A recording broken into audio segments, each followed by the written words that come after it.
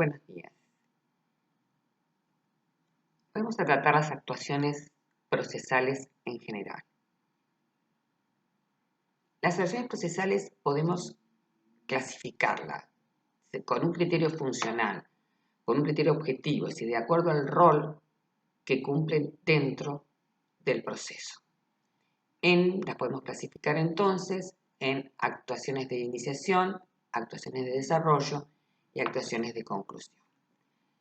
Las actuaciones de iniciación son aquellas que dan comienzo al proceso, normalmente la demanda.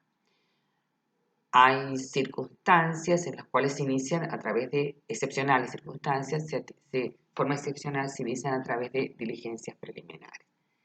En varios estados provinciales y en el orden nacional, previo a la iniciación del proceso, se tramita la etapa prejudicial de mediación.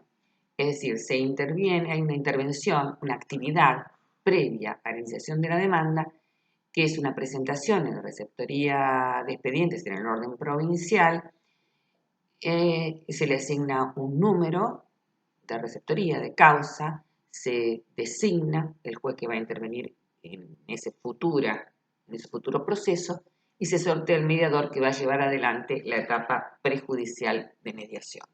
Pero siempre se trata este proceso de un proceso prejudicial, es decir, los actos procesales de iniciación del proceso judicial en nuestro sistema sigue siendo la demanda y excepcionalmente las diligencias preliminares. Dijimos que los actos pueden ser de iniciación y los actos que se continúan los actos de desarrollo, que son aquellos actos procesales que hacen a la conformación del proceso para llevarlo a la etapa final o conclusión del proceso, es decir, los que hacen al desenvolvimiento del proceso. Estos actos de desarrollo permiten una subclasificación en actos instructorios y en actos de dirección. Los actos instructorios, a su vez, podemos volver a dividirlos en alegaciones de las partes y en actuaciones de prueba. Las alegaciones de las partes son actos propios de las partes, siempre actos de parte, en los que estas partes afirman o niegan los hechos en que fundan su pretensión y a su vez la aplicación del derecho a esos hechos, tanto por la parte actora como aquel que se opone a la pretensión. Constituyen entonces siempre las alegaciones o los actos de alegación actos de parte.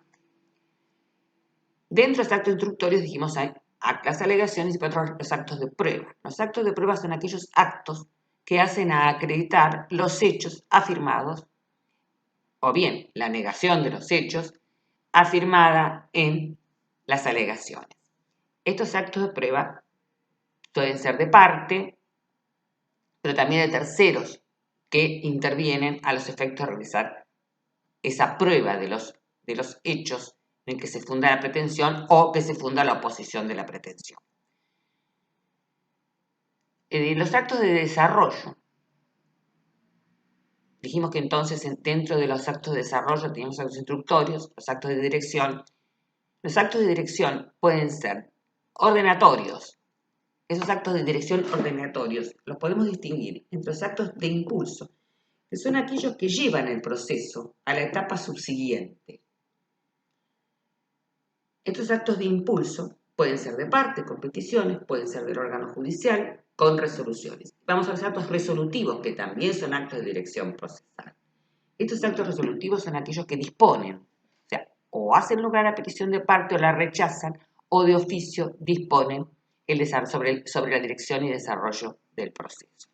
Frente a estos actos resolutivos, devienen los actos de impugnación, que son aquellos actos que tienden a sustituir una resolución, un acto resolutorio, a reformarlo, a aclararlo y, como dije antes, o a sustituirlo.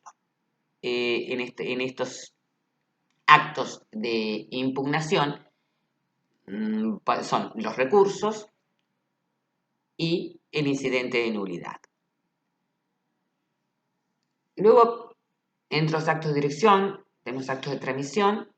Los actos de transmisión son aquellos actos por los cuales se comunica a las partes o al ministerio, o a las autoridades o Ministerio Fiscal, tanto peticiones de las partes como actos resolutorios.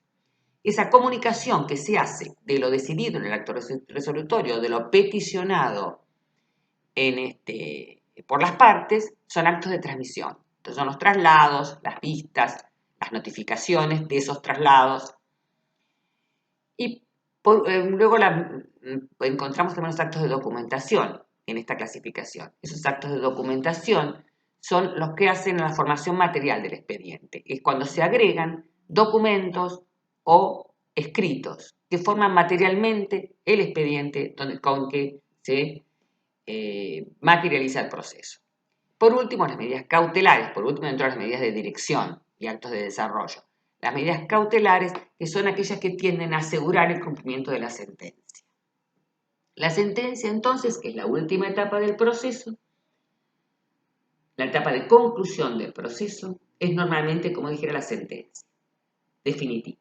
Pero también hay otros modos anormales de conclusión del proceso que a veces dependen de la voluntad de las partes y que son otras del transcurso del tiempo con inactividad de la parte. Estos actos de conclusión, estos modos anormales de conclusión del proceso, son el allanamiento, por ejemplo, cuando una de las partes se allana la petición de la otra, la conciliación, cuando llegan a un acuerdo a las partes, el desistimiento, ya sea porque desiste de la acción o bien desiste de la acción y del derecho, y en los casos de que haya una actividad de la parte y durante un tiempo que la ley le aplica esa conclusión, es por caducidad de instancia. Entonces, hasta aquí vimos la clasificación de las actuaciones procesales. En definitiva, esa clasificación son actos de iniciación, de desarrollo y de conclusión del proceso. Bueno, hasta aquí entonces la clasificación de las actuaciones procesales. Bueno.